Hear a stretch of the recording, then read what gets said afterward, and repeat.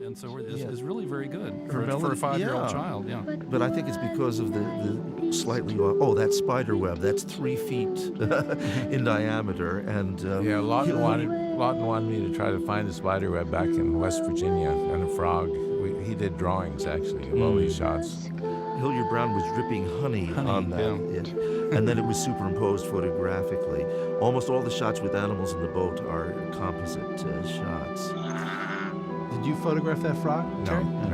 I looked for one. And those were. We'll see that owl again, won't we? Yes, we will. Gish a little later. Definitely. And also now the theme of defenseless little things, which comes to a climax in words later, but yes, that's probably what all was the animals. This is symphonic focus focus on, isn't it, Terry? That's my shot. Beautiful. Now this is really a composite of 3 things: the background with the boat, and that's actually one rabbit photographed twice. I hope the rabbit got double residual payments on that. Well, he's a very versatile animal. He played both parts beautifully. Yeah, beautiful. Here we are back on the stage. backlit sky is And fantastic. The name of the woman who's going to sing this lullaby is Kitty White. Davis Grubb was a friend of hers, but it's sheer coincidence that Schumann discovered her and had her sing this lullaby so beautifully. Now, originally, they were going to use some of your shots for rear projection for Mitchum in the scene coming up. I think, Lawton wanted me to get as much as I could, and if it worked, fine. If it didn't, then it was done on the stage. This is all done on the stage. We're going to spend the night on land. It's another instance where they went for an unabashedly fairy tale effect. You're going to see the farmhouse and the barn. They're really just cutouts on that stage. Very effective. Oh, absolutely. And notice how tranquil the water is now. It's not going to be tranquil the next time we see it after the kid has realized that Mitchum is still pursuing him and is so close by.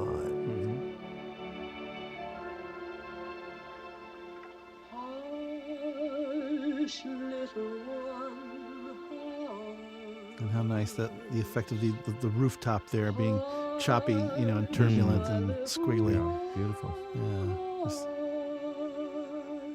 It's like everywhere your eye falls, there's something that's very carefully considered. That's part of the power of it.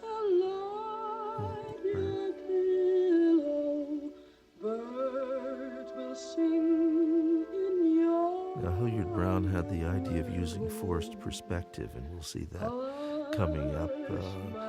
Once they decided to shoot it on a stage, they said, how are we going to handle the business of Mitchum on the horse in the distance? And that's when he thought of forced perspective.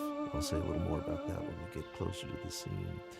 Lawton also wanted something of nature and nurturing the children. That's why he's had all these animals associated with him, and now they're the animals in the barn.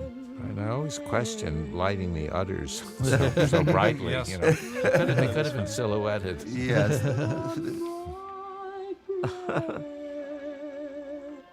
It's nice that, and a lesser director might have cut inside the kitchen to let us see who's singing, and by keeping it mysterious and just letting us, wonder like the children do, it has more power.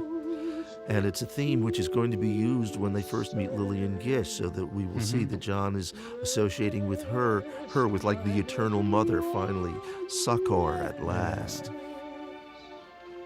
And here's the first taste of that forced perspective you're speaking of. Exactly. What they did was Mitchum's going to be riding his horse in the distance. Except it's not Mitchum, is it? Exactly. It's his voice singing that, leaning him. But what we're actually seeing is a Shetland pony, not a horse, supporting the little boy's double, who was a very short man, practically a midget. Or a little person, as I should say, I guess, nowadays. That way it made you feel that it really was Mitchum, and he really was way off in the distance, but he's actually a lot closer than that. Of course, here you hear a dog barking, Yeah. which is the approach of evil, I guess, in some way.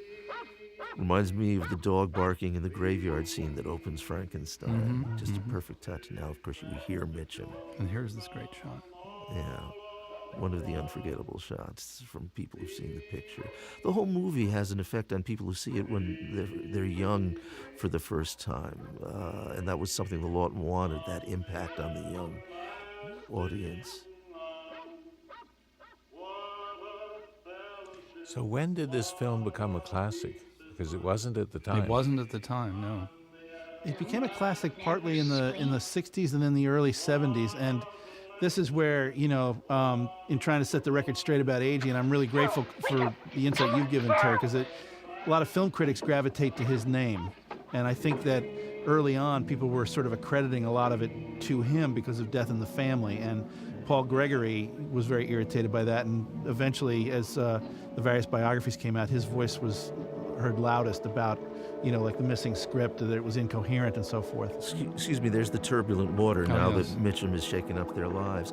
I think also it was the fact that it was one of the first films released to television, or it was